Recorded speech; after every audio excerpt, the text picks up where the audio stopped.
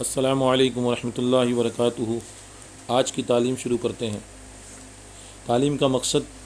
یہ جو ہم موبائل پہ جو چینل بنا کر تعلیم کر رہے ہیں، اس کا مقصد یہ ہے کہ وہ لوگ جو موبائل میں لگے رہتے ہیں یا سارا دن مصروف رہتے ہیں، ان دونوں کے لیے ایک پیغام ہے تاکہ وہ تعلیم میں جڑ جائیں نا۔ وہ تعلیم میں جڑنے والے بن جائیں گے اور انشاءاللہ اعمال کرنے والے بن جائیں گے، تو بس ہمارے اس چینل کا مقصد پورا ہو جائے گا۔ اور جو لوگ اس کو آگے پہنچاتے ہیں اور وہاں لوگ اس کو زیادہ سے زیادہ اگر سنیں گے اور سبسکرائب کریں گے، تو پھر ان لوگوں کے لیے بھی اعمال میں اضافے کا باعث بنے گا۔ جو لوگ آگے بھیج دیتے ہیں اللہ رب العزت کی رضا کے لیے، وہ بہت نیک کام کرتے ہیں، کیونکہ ہم چاہ رہے ہیں کہ ایسے لوگ جو بیچارے مساجد کی تعلیم میں نہیں جڑ سکتے یا گھروں میں تعلیم نہیں کر سکتے، سارا دن مصروف رہتے ہیں، یا وہ لوگ جو موبائل میں غلط چیزوں پہ لگے رہتے ہیں، ان کو موبائل کا شوق چڑھا ہوا ہے۔ آج کل ہر شخص موبائل کے پیچھے پڑا ہوا ہے، جس کی وجہ سے اس کا وقت ضائع ہو رہا ہے۔ اگر وہ تعلیم میں جڑے گا تو وہ اعمال کی طرف بھی توجہ دے سکے گا، اور جب اعمال کی طرف توجہ دے گا تو انشاءاللہ اس میں ہمارے لیے بھی اللہ رب العزت فائدے نکال دیں گے۔ تو تعلیم شروع کرتے ہیں۔ حکایت صحابہ۔ تبوک کے سفر میں قوم ثمود کی بستی پر گزر۔ غزوہ تبوک مشہور غزوہ ہے اور نبی اکرم صلی اللہ علیہ وسلم کا آخری غزوہ ہے۔ حضور اقدس صلی اللہ علیہ وسلم کو اطلاع ملی کہ روم کا بادشاہ مدینہ منورہ پر حملہ کرنے کا ارادہ کر رہا ہے اور بہت بڑا لشکر لے کر شام کے راستے سے مدینہ کو آ رہا ہے۔ اس خبر پر 5 رجب 9 ہجری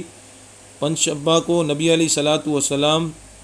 پنجشنبہ کو رسول اللہ صلی اللہ علیہ وسلم اس کے مقابلے کے لیے مدینہ طیبہ سے روانہ ہو گئے۔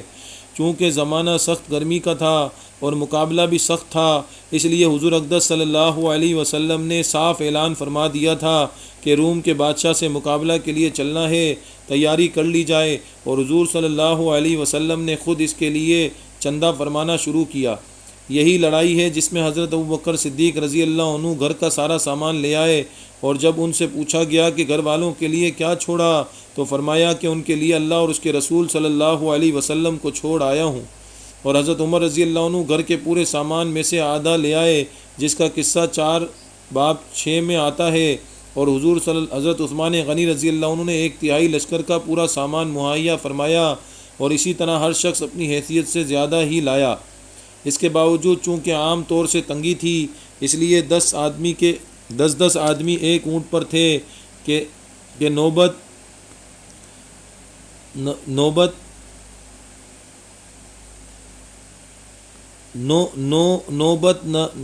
پر اس سوار ہوتے تھے، یعنی وقفے سے سارے سوار ہوتے تھے۔ اسی وجہ سے اس لڑائی کا نام جیش العسرہ، تنگی کا لشکر بھی تھا۔ یہ لڑائی نہایت ہی سخت تھی کہ سفر بھی دور کا تھا اور موسم بھی اس قدر سخت کہ گرمی کی انتہا تھی،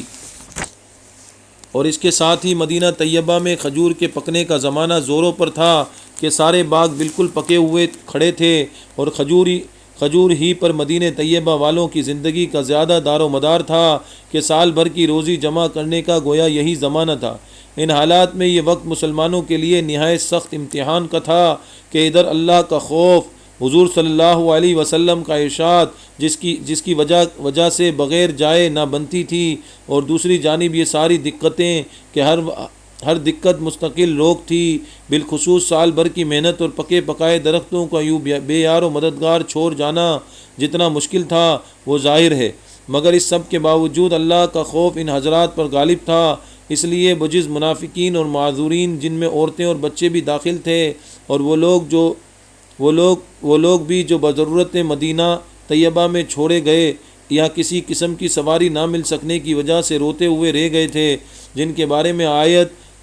تولوا وَأَعْيُنُهُمْ تَفِيضُ مِنَ الدَّمْعِ نازل ہوئی، اور سبھی حضرات ہم رکاب تھے، البتہ 3 حضرات بلا عذر کے شریک نہیں تھے، جن کا قصہ آئندہ آ رہا ہے۔ راستے میں قوم ثمود کی بستی پر گزر ہوا تو حضور اقدس صلی اللہ علیہ وسلم نے دامن سے اپنا چہرہ انور کو ڈھانک لیا اور اونٹنی کو تیز کر دیا، اور صحابہ رضی اللہ عنہ کو بھی حکم فرمایا کہ یہاں سے تیز چلو اور ظالموں کی بستیوں میں سے روتے ہوئے گزرو، اور اس سے ڈرتے ہوئے گزرو کہ تم پر بھی خدا نہ خواستہ وہ عذاب کہیں نازل نہ ہو جائے جو ان پر نازل ہوا تھا۔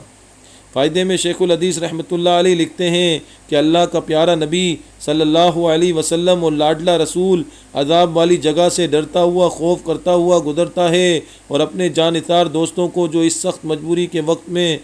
جانثاری کا ثبوت دیتے ہوئے روتے ہوئے جانے کا حکم فرماتا ہے کہ خدا نہ خواستہ وہ عذاب ان پر نہ نازل ہو جائے۔ ہم لوگ کسی بستی میں زلزلہ آ جائے تو اس کو سیرگاہ بناتے ہیں، کھنڈروں کی تفریح کو جاتے ہیں، اور رونا تو درکنار، رونے کا خیال بھی دل میں نہیں لاتے۔ بھائی اللہ پاک ہمیں جو ہے حضور علیہ الصلاۃ والسلام کی اتباع نصیب فرمائے۔ ایسے صحابہ اکرام اپنا سب کچھ چھوڑ کر اللہ کے راستے میں نکلنے کے لیے تیار ہو جاتے تھے، اپنا سب کچھ پکا پکایا پھل چھوڑنے کے لیے تیار ہو جاتے تھے۔ وہ کاروبار جو جوبن پہ پہنچ چکا ہوتا، اور ابھی وہ کاروبار جو ہے اس سے پیسہ حاصل ہونے کا وقت ہے، اور پورا وہ اس وقت میں جو ہے وہ اس وقت میں چھوڑ کے جانا کتنا مشکل کام ہے۔ صحابہ اکرام کے لیے کوئی مشکل نہیں تھا۔ ہمیں اللہ صحابہ کی جو ہے وہ اتباع کرنے کی توفیق عطا فرمائے۔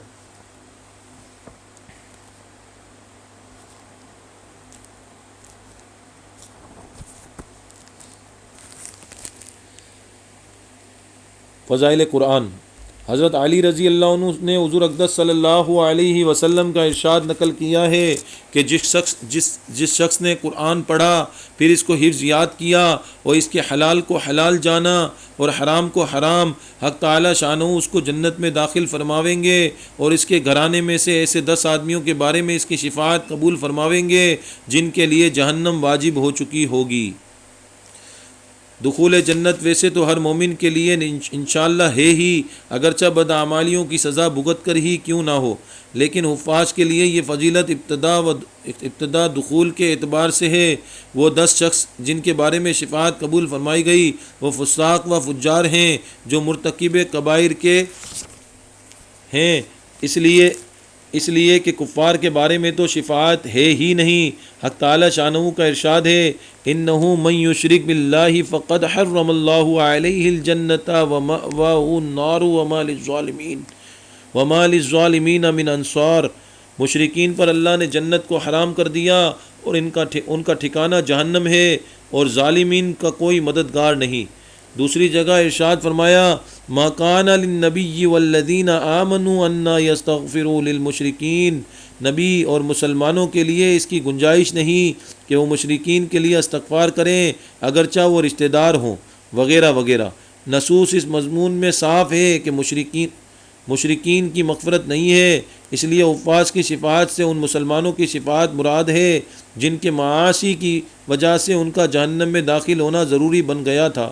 جو لوگ جہنم سے محفوظ رہنا چاہتے ہیں ان کے لیے ضروری ہے کہ اگر وہ حافظ نہیں اور خود حفظ نہیں کر سکتے تو کم از کم اپنے کسی قریبی رشتہ دار کو ہی حافظ بنا دیں کہ اس کے طفیل یہ بھی اپنی بداعمالیوں کی سزا سے محفوظ رہ سکیں۔ اللہ کا کس قدر انعام ہے اس شخص پر جس کے باپ، چچا، تائے، دادا، نانا، ماموں سبھی حافظ ہیں۔ اللہ رب العزت ہمیں جو ہے خود بھی قرآن یاد کرنے کی توفیق عطا فرمائے، اپنے بچوں کو حافظ بنانے کی توفیق عطا فرمائے، تاکہ ہمارے بچے حافظ ہوں گے، ہماری مغفرت کا ذریعہ بن جائیں گے، اور حفظ کرا کر اس کی حفاظت کرنی ہے اس کے حفظ کی، تاکہ وہ حفظ میں جو ہے وہ قرآن پہ حفظ بھی کرے، اور قرآن کے حلال کو حلال جانے، حرام کو حرام جانے، اور ہر اس چیز پر عمل کرے جس کو قرآن حکم دیتا ہے۔ فضائل ذکر۔ حضور اقدس صلی اللہ علیہ وسلم نے ایک مرتبہ صحابہ رضی اللہ عنہ سے ارشاد فرمایا کیا میں تم کو ایسی چیز نہ بتاؤں جو تمام اعمال میں بہترین چیز ہے، اور تمہارے مالک کے نزدیک سب سے زیادہ پاکیزہ، اور تمہارے درجوں کو بہت زیادہ بلند کرنے والی، اور سونے چاندی کو اللہ کے راستے میں خرچ کرنے سے بھی زیادہ بہتر، اور جہاد میں تم دشمنوں کو قتل کرو وہ تم کو قتل کریں اس سے بھی بڑی ہوئی ہے؟ صحابہ رضی اللہ عنہ نے عرض کیا ضرور بتا دیں۔ آپ صلی اللہ علیہ وسلم نے ارشاد فرمایا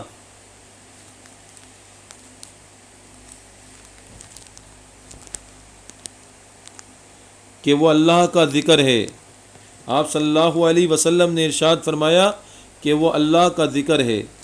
فائدے میں شیخ الحدیث رحمہ اللہ لکھتے ہیں کہ یہ عام حالت اور ہر وقت کے اعتبار سے ارشاد فرمایا ہے، ورنہ وقتی ضرورت کے اعتبار سے صدقہ، جہاد وغیرہ امور سب سے افضل ہو جاتے ہیں۔ اسی وجہ سے بعض احادیث میں ان چیزوں کی افضلیت بھی بیان فرمائی گئی ہے کہ ان کی ضرورتیں وقتی ہیں اور اللہ پاک کا ذکر دائمی چیز ہے اور سب سے زیادہ اہم اور افضل۔ ایک حدیث میں حضور اقدس صلی اللہ علیہ وسلم کا ارشاد ہے کہ ہر چیز کے لیے کوئی صاف کرنے والی اور میل کچیل دور کرنے والی چیز ہوتی ہے، مثلا کپڑے اور بدن کے لیے صابن، لوہے کے لیے آگ کی بھٹی وغیرہ وغیرہ۔ دلوں کی صفائی کرنے والی چیز اللہ تعالیٰ کا ذکر ہے، اور کوئی چیز اللہ کے عذاب سے بچانے والی اللہ کے ذکر سے بڑھ کر نہیں ہے۔ بھائی اللہ پاک ہمیں اپنا ذکر کرنے کی توفیق عطا فرمائے۔ روزانہ 1200 دفعہ لا الہ الا اللہ کا ورد کیا کریں۔ جب آپ روزانہ 1200 دفعہ لا الہ الا اللہ کا ورد کریں گے، اللہ رب العزت آپ کے ایمان میں اضافہ کرے گا، آپ کا دل جو ہے وہ اللہ رب العزت کی محبت اور معرفت سے لبریز ہو جائے گا۔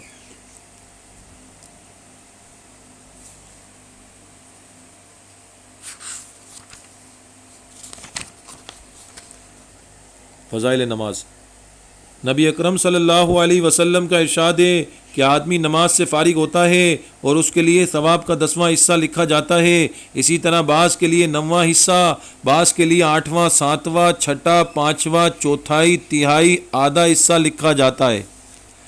فائدے میں شیخ الحدیث رحمۃ اللہ علیہ لکھتے ہیں، یعنی جس درجہ کا خشوع اور اخلاص نماز میں ہوتا ہے اتنی ہی مقدار اجر و ثواب کی ملتی ہے، حتیٰ کہ بعض کو پورے اجر کا 10واں حصہ ملتا ہے اگر اس کے موافق خشوع و خضوع ہو، اور بعض کو آدھا مل جاتا ہے، اور اسی طرح 10ویں سے کم اور آدھے سے زیادہ بھی مل جاتا ہے، حتیٰ کہ بعض کو پورا اجر مل جاتا ہے اور بعض کو بالکل بھی نہیں ملتا، کہ وہ اس قابل ہی نہیں ہوتی۔ ایک حدیث میں آیا ہے کہ فرض نماز کے لیے اللہ کے یہاں ایک خاص وزن ہے، جتنی اس میں کمی رہ جاتی ہے اس کا حساب کیا جاتا ہے۔ حدیث میں آیا ہے کہ لوگوں میں سے سب سے پہلے خشوع اٹھایا جائے گا کہ پوری جماعت میں ایک شخص بھی خشوع سے نماز پڑھنے والا نہ ملے گا۔ حضور اقدس صلی اللہ علیہ وسلم کا ارشاد ہے کہ جو شخص نمازوں کو اپنے وقت پر پڑھے، وضو بھی اچھی طرح کرے، خشوع و خضوع سے بھی پڑھے، خرابی پورے وقار سے ہو، پھر اسی طرح رکوع سجدہ بھی اچھی طرح سے اطمینان سے کرے، غرض ہر چیز کو اچھی طرح ادا کرے، تو وہ نماز نہایت روشن چمکدار بن کر جاتی ہے اور نمازی کو دعا دیتی ہے کہ اللہ تعالی شانہ تیری بھی ایسی ہی حفاظت کرے جیسی تو نے میری حفاظت کی۔ اور جو شخص نماز کو بری طرح پڑھے، وقت کو بھی ٹال دے، وضو بھی اچھی طرح نہ کرے، رکوع سجدہ بھی اچھی طرح نہ کرے، تو وہ نماز بری صورت میں سیاہ رنگ میں بددعا دیتی ہوئی جاتی ہے کہ اللہ تجھے بھی ایسا ہی برباد کرے جیسا تو نے مجھے ضائع کیا۔ اس کے بعد وہ نماز پرانے کپڑے کی طرح سے لپیٹ کر نمازی کے منہ پر مار دی جاتی ہے۔ بھائی کتنی خطرناک بات ہے کہ اللہ رب العزت کی ہم عبادت بھی کریں اور نماز کے لیے بھی جائیں، اور نماز کے لیے جو ہے مسجد کی طرف چل کر جائیں، محنت کریں، مشقت اٹھائیں، اور اس کے بعد ایسی نماز پڑھ کے آ جائیں کہ وہ ہمیں بددعا دیتی ہوئی جائے اور ہمارے منہ پر مار دی جائے۔ جس نے نماز کو اپنی درست کر لیا اس نے اپنی زندگی درست کر لیا۔ فرمایا نا جس کی نماز شاندار اس کی زندگی جاندار۔ صحابہ ایسی نمازیں پڑھتے تھے کہ عرش کو ہلا دیا کرتے تھے، وہ ایسے فیصلے کروا لیا کرتے تھے اپنی نمازوں سے۔ اللہ ہمیں ایسی نمازیں بنانے کی توفیق عطا فرمائے۔ ایسی نماز دعوت سے بنے گی، دعوت سے جب ہم دعوت دیتے رہیں گے لوگوں کو تو نماز ہماری بھی اچھی ہو جائے گی۔ اللہ ہمیں دعوت دینے کی توفیق عطا فرمائے۔ وآخر دعوانا الحمدللہ۔